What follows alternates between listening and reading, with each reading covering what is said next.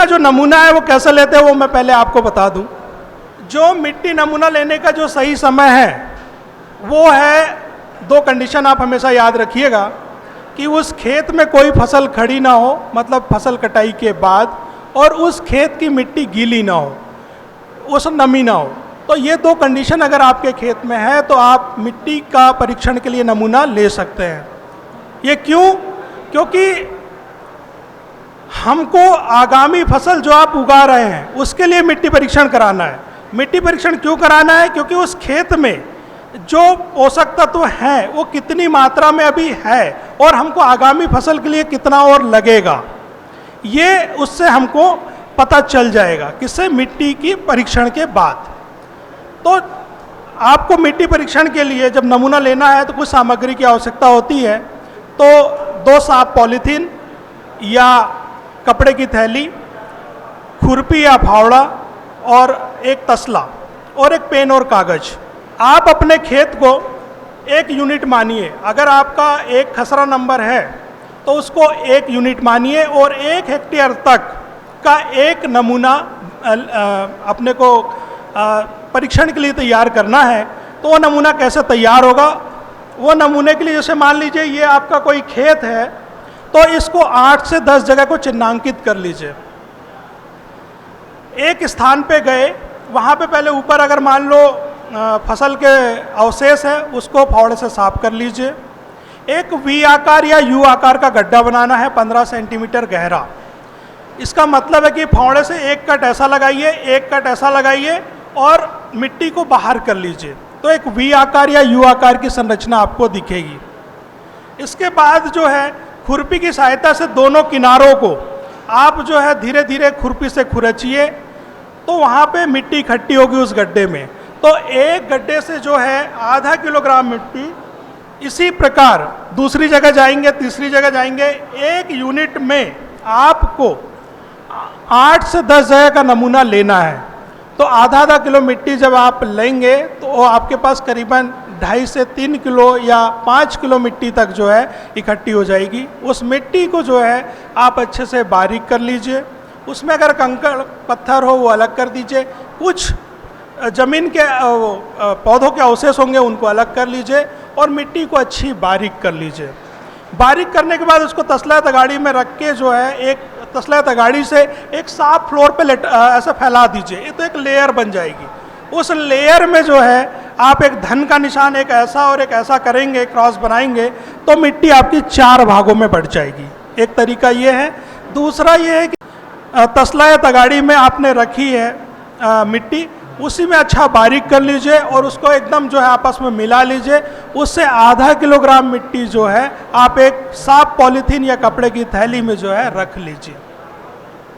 उसके बाद जो है उस नमूने का आइडेंटिफिकेशन, मतलब जो है उस नमूने की पहचान के लिए कि भाई ये रामलाल का खेत था या श्यामलाल का खेत था, एक पन्ने में एक पेपर पे जो है किसान का नाम, पिताजी का नाम, उसका एड्रेस, पता, किस खेत से लिया, खेत का विवरण, खसरा नंबर, आपका उसमें एरिया कितना है, सिंचाई का क्या साधन है, कौन सी फसल लगाई थी और कौन सी आप लगाने वाले हैं, ये लिख के और आपके क्षेत्र के जो हमारे कृषि विस्तार अधिकारी है उनसे संपर्क करके, आजकल नमूना जो है ऑनलाइन लेने की प्रक्रिया है। एक सॉइल हेल्थ कार्ड ऐप है, उसके माध्यम से नमूना ले सकते हैं।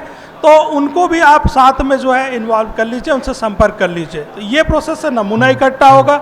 आपका डिटेल जो है नमूना जिस दिन आपने लिया वो सीधे लेबोरेटरी के पास दिखना चालू हो जाएगा, क्योंकि वो ऑनलाइन प्रक्रिया है। आपका नमूना जो है जैसे यहाँ से ऑनलाइन हो जाएगा वहाँ प्रयोगशाला को दिखना चालू हो जाएगा। प्रयोगशाला में पहुँच के वो नमूना जो है टेस्ट होगा। वहाँ पे आपका 12 जो फैक्टर्स है उसका टेस्ट होगा, जिसमें आपका organic carbon, nitrogen, phosphorus, potash, copper, zinc, manganese, iron, boron, sulphur, pH, EC, विद्युत चालकता, इतने का जो है टेस्ट होगा। उसके बाद जो है एक सॉइल हेल्थ कार्ड जनरेट होगा। वो सॉइल हेल्थ कार्ड आप जो है गूगल पर सर्च करेंगे, सॉइल हेल्थ कार्ड स्कीम अगर डालेंगे तो वहाँ से भी आप उसको मोबाइल नंबर की सहायता से डाउनलोड कर सकते हैं परीक्षण के बाद। तो ऑनलाइन आपको जो है सॉइल हेल्थ कार्ड भी मिल जाएगा। तो ये इस तरह से आपको नमूना इकट्ठा करना है। आप सीधे भी प्रयोगशाला ला सकते हैं या हमारे ब्लॉक ऑफिस में जो या आपके क्षेत्र में जो कृषि विस्तार अधिकारी है उसके माध्यम से भी आप भेज सकते हैं। नमूना लेते समय सिर्फ कुछ चीज़ों का ध्यान रखना होता है। जैसे मान लीजिए नमूना वहाँ से नहीं लेना है, जैसे मेड़ के चारों ओर 1 फीट या 1 माह इतना करीब आप छोड़ दीजिए। जहाँ पे पानी भरता हो उस जगह को छोड़ दीजिए। जहाँ पे बहुत सारा उबड़ खाबड़ चीज़ होगी, कोई खरपतवार होंगे, उस जगह को छोड़ दीजिए। ट्यूबवेल का गड्ढा होगा, बोर होगा, वहाँ छोड़ दीजिए। खेत या खलिहान होंगे, वहाँ से उस जगह को छोड़ दीजिए। तो ये जो जगह है, इतनी जगह को छोड़ के आप नमूना ले सकते हैं।